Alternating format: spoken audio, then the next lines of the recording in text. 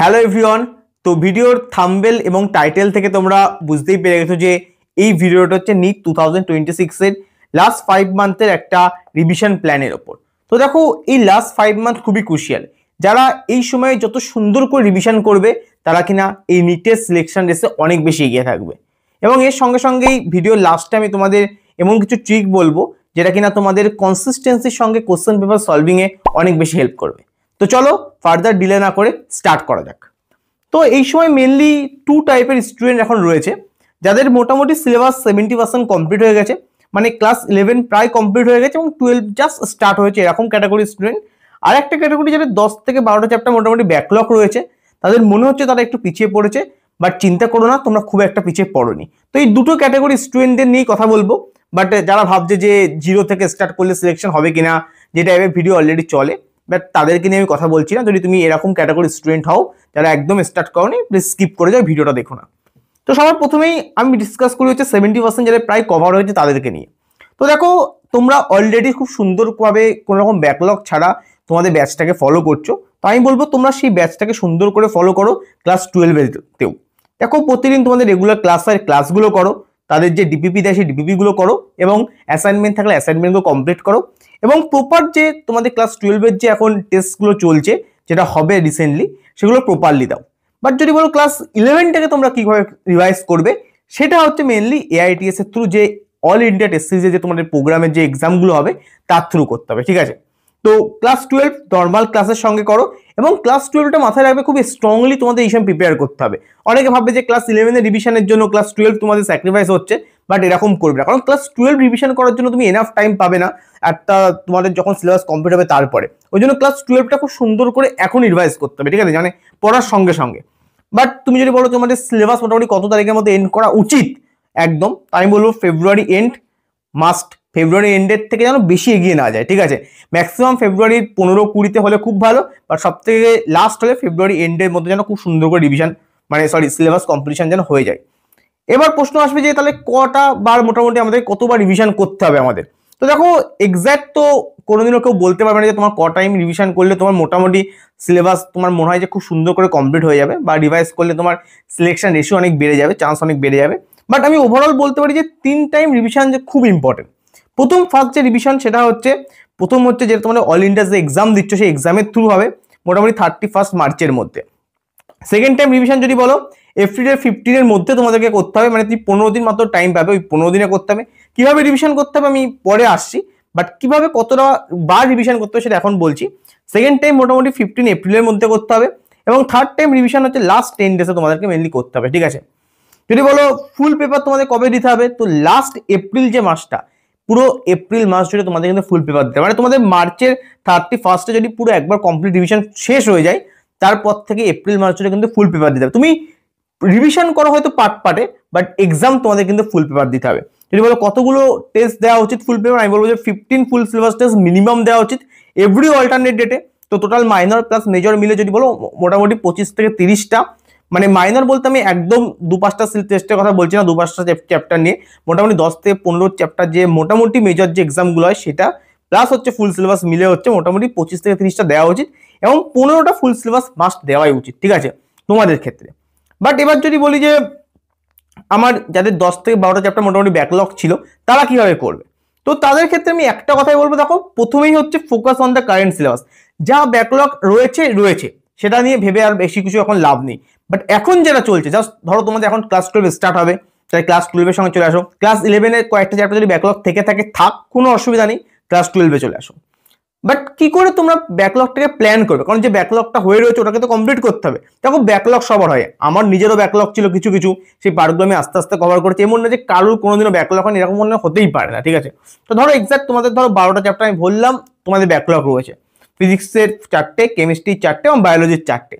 তো সেক্ষেত্রে কিভাবে কমপ্লিট করবে? তো দেখো, ফিজিক্সের পার চ্যাপ্টার জন্য তুমি 10 দিন এনাফ, মানে 1.5 আওয়ার্স যদি তুমি পার ডে দাও, তাহলে 10 থেকে 15 ঘন্টা টাইম তুমি পাচ্ছ, যেটা এক একটা চ্যাপ্টার জন্য এনাফ। তো তোমার 4টে চ্যাপ্টার ফিজিক্সে কমপ্লিট করতে আমি ধরলাম 1.5 মান্থ, 45 ডেজ লাগবে। 4টে চ্যাপ্টার কেমিস্ট্রির জন্য আমি ধরছি 1 মাস লাগবে, যদিও এতদিন লাগার কথা না, আমি 7 দিন করে ধরলাম একটা চ্যাপ্টার কেমিস্ট্রির জন্য লাগবে। তো 4টে চ্যাপ্টার জন্য 1 মাস, এবং বায়োলজি খুব সুন্দরভাবে 10 দিনের মধ্যে 4টে চ্যাপ্টার রিভিশন করা যায়, মানে কমপ্লিট করা যায়। বায়োলজির ক্ষেত্রে ফুল লং ভিডিও দেখার কোনো প্রয়োজন নেই, জাস্ট অনশট দেখো। এবং দেখো অবশ্যই তোমাদের তো নিশ্চয়ই আর এই সময় প্রিন্সিপাল অফ ইনহেরিটেন্স বা মলিকুলার বেসিসে ওই টাইপের চ্যাপ্টার তো এখন তোমাদের কমপ্লিটেড মানে ব্যাকলগে থাকার কথা না। তোমাদের নর্মাল কোনো চ্যাপ্টার ধরো প্ল্যান্ট কিংডম, অ্যানিমাল কিংডম, এইসব টাইপের চ্যাপ্টার থাকার কথা ব্যাকলগে। তো সেই সমস্ত চ্যাপ্টারগুলো তুমি অনশট দেখে আরামসে কমপ্লিট করতে পারো। শুধু আমি বলবো অনশট দেখার পর PYQ সঙ্গে হচ্ছে কোশ্চেন, এবং আর একটা মেন ইম্পর্টেন্ট সেটা হচ্ছে এনসিআরটি ভালো করে যেন একবার পড়া হয়ে যায়, ঠিক আছে, এটা কিন্তু মাস্ট। তো পার ডে মোটামুটি তুমি যদি 1.5 ঘন্টা মতো তুমি দাও, তাহলে তুমি দেখবে আরামসে তোমার ব্যাকলগ কিন্তু কভার হয়ে যাচ্ছে। মোটামুটি কিভাবে কভার করছে তুমি দেখো, নভেম্বর ডিসেম্বর, নভেম্বরে এখন 15 দিন মতো আছে, পুরো ডিসেম্বর পাচ্ছ। এখানে ফিজিক্সটা পুরো কমপ্লিট করে দাও, মানে নতুন বছরে যাওয়ার আগে ফিজিক্সের ব্যাকলগটা পুরোপুরি কমপ্লিট করে যাও। তারপরে কেমিস্ট্রিটা তুমি জানুয়ারি জুড়ে কমপ্লিট করো, এবং বায়োলজিটা ফেব্রুয়ারি মোটামুটি 10-এর মধ্যে কমপ্লিট করে দাও। দেখবে তুমি আরামসে 10 থেকে 12টা চ্যাপ্টার ব্যাকলগ কভার করতে পারছো, কোনো চিন্তা হবে না। বাট নর্মাল যেটা চলছে তোমাদের ব্যাচে সেটা কিন্তু খুব সুন্দর করে স্মুথলি পড়ে যাও। আর যদি বলো রিভিশন প্রসেস কি হবে, রিভিশন প্রসেস সেম, যেটা যাদের 70% অলরেডি কভার হয়ে গেছে তাদের ক্ষেত্রেও যা হবে তোমাদের ক্ষেত্রেও তাই হবে। শুধু এক্ষেত্রে তোমাদের এক্সট্রা 1 থেকে 2 ঘন্টা পার ডে দিতে হবে, কারণ তোমাদের এই ব্যাকলগটা কভার, দেখো যে ফাঁকিটা মেরেছো এই ফাঁকিটা তো কভার আপ করতে হবে না, স্বাভাবিক ব্যাপার। তো ওই জন্য তোমাকে এক্সট্রা কিন্তু 1 থেকে 2 ঘন্টা টাইম দিতে হবে। দেখো এমন ভেবো না তুমি অনেক পিছিয়ে আছো, দেখো যারা হয়তো খুব ভালো করে এখন পড়ে ফেলেছে তারাও কিছুদিন পরে গিয়ে একটু স্যাচুরেট হয়ে যাবে, একটু টাইম ওয়েস্ট করবে। তো সেই সময় তোমাকে এগিয়ে আসতে হবে, ঠিক আছে। যারা একটা সময় টাইম ওয়েস্ট করে পরের টাইমে তাদের কিন্তু ফোকাস করে এগিয়ে আসতে হবে, ঠিক আছে। ঠিক এইটাই আমি বলবো। তো এক্ষেত্রে মেন আমার প্রশ্ন হচ্ছে তারা কি করে আমরা রিভাইজ করব। তো দেখো ফার্স্ট রিভিশন যেটা হওয়া উচিত সেটা কিন্তু প্রপার ফুল নোটস থেকে হওয়া উচিত, মানে যেটা মার্চে তোমরা যে রিভিশনটা করবে ওটা কিন্তু প্রপার ফুল নোটস থেকে হওয়া উচিত। এবং তার সঙ্গে সঙ্গে ইম্পর্টেন্ট কোশ্চেন যেগুলো তুমি মার্ক করে রেখেছো অলরেডি, যেটা তোমার ভুল হয়েছিল সেই সময়, এবং তার সঙ্গে পিওয়াইকিউর ক্ষেত্রেও যে ইম্পর্টেন্ট পিওয়াইকিউ তোমার মনে হচ্ছিল একবার হয়নি সেগুলো মার্ক ছিল সেই পিওয়াইকিউগুলো। এবং অবশ্যই বায়োলজির ক্ষেত্রে এনসিইআরটি রিডিং কিন্তু মাস্ট, এনসিইআরটি রিডিং ছাড়া কিন্তু কখনোই বায়োলজি কমপ্লিট হতে পারে না, ঠিক আছে। বাট তুমি যদি বলো সেকেন্ড এবং থার্ড রিভিশন তুমি কি করে করবে, তো সেক্ষেত্রে আমি বলবো সেকেন্ড এবং থার্ড রিভিশন কিন্তু কমপ্লিট নোট দিয়ে একদমই নয়, সেটা হচ্ছে থ্রু কোশ্চেন। আগে কোশ্চেন লাগাবে, কোশ্চেন লাগানোর পর যে কোশ্চেনের থ্রু যে টপিকগুলো তোমার বেরোবে উইক টপিক, সেই টপিকগুলো তুমি হচ্ছে মেইন নোট থেকে রিভিশন করবে। বাকি যে টপিকগুলো তোমার স্ট্রং রয়েছে সেটা নর্মাল শর্ট নোটস থেকে তুমি রিভিশন করতে পারো। তার জন্য কোনো লং নোট পড়ার দরকার নেই, কারণ লং নোট বেশি পড়তে গেলে তোমার অনেক বেশি টাইম লাগবে, যেটা কিনা তুমি এপ্রিল মাসের ওই 30 দিনের মধ্যে দুবার তাহলে কখনোই রিভিশন করতে পারবে না। তো এখন তোমাদের মাথায় আসবে দাদা কোশ্চেন তাহলে কোথা থেকে করবো, কারণ এক্সামে আমাকে মেনলি কোশ্চেনই করতে হবে, এবং ওই 3 ঘন্টার মধ্যে প্রপারলি সলভ করার জন্য তোমার কিন্তু অ্যাক্টিভ রিকল হওয়াটা খুব প্রয়োজন। আর ঠিক এই প্রসঙ্গেই মেমোনিট খুব সুন্দর করে তোমার সঙ্গে কাজ করতে পারে। দেখো মেমোরিতে যা কোশ্চেন আছে সেখান থেকে নিট 2025-এ 96% কোশ্চেন এক্স্যাক্টলি এসেছিল। অ্যান্ড এর বেস্ট পার্ট হচ্ছে তুমি তোমার মুডের হিসেবে রিভিশন করতে পারো, সাবজেক্ট ওয়াইজ বলো, ইউনিট ওয়াইজ বলো, চ্যাপ্টার ওয়াইজ বলো, এবং টোটালি এটা তোমার নিজের উপর ডিপেন্ড করে। এখানে তুমি 44,000-এরও ঠিক বেশি কোশ্চেন পাবে, অ্যান্ড দ্যাট ইজ আমি মনে করি মোর দ্যান এনাফ। তো let me show you how to revise from it. ধরো ফর এক্সাম্পল তোমার ওয়েব মোশনটা রিভিশন করতে হবে, তো then just open the app, select the chapter, and then fix the time, একটা নির্দিষ্ট টাইম ফিক্স করো, and at last see the analyse part. দেখো শুধু পেপার দিলেই হবে না, অ্যানালিসিস করতে হবে এবং দেখতে হবে মিস্টেকগুলো কোথায় হলো, এবং যেইগুলো তোমার মিস্টেক এখান থেকে তুমি পাবে সেই টপিকগুলো শুধু রিভাইজ করবে, দেখবে তুমি 100% প্রিপেয়ার হয়ে গেছো তোমার নেক্সট টেস্টের জন্য। তো এই টেস্ট প্রসঙ্গে আসি যে মেমোরিটের ব্রহ্মাস্ত্র টেস্ট সিরিজের ব্যাপারে আমি বলতে চাই। দেখো এক্স্যাক্টলি নিট 2025 টাইপ টেস্ট তুমি এখানে পাবে, part syllabus test plus full syllabus test. And এর বেস্ট পার্ট হচ্ছে এখানে টেস্ট অ্যানালিসিস।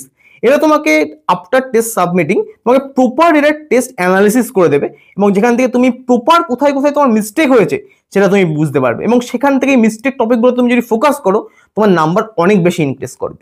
তো মেমোরিটের 50 থেকে 70% পার্টি অলরেডি ফ্রি আছে, তো জাস্ট ইনস্টল করো অ্যাপটা, নিচে ডিসক্রিপশনে লিঙ্ক রয়েছে, অ্যান্ড অবশ্যই চেক করতে ভুলো না এদের এলাইট এবং বিটিএস প্ল্যান। তো অ্যাট দ্য এন্ড আমি এটুকুই বলতে চাই, দেখো টাইম কখনোই কম পড়ে না, ঠিক আছে। 5 মাস এখনো আছে, 5 মাস এনাফ। যারা একটু পিছিয়ে পড়েছো ফোকাস করো, নেক্সট মান্থ মানে নেক্সট ইয়ার আসার আগে ব্যাকলগটা যতটা পারবে কভার করো, এবং যারা খুব ভালো করে প্রিপেয়ার করছো তারা অলরেডি তাদের কাজ চালিয়ে যাও। 5 মাস ভালো র্যাঙ্ক করে বেস্ট কলেজে আসতে হবে, ঠিক আছে। তো সবারই সঙ্গে কোনো না কোনো কলেজে অবশ্যই দেখা হবে। সবাইকে all the best, tata, by.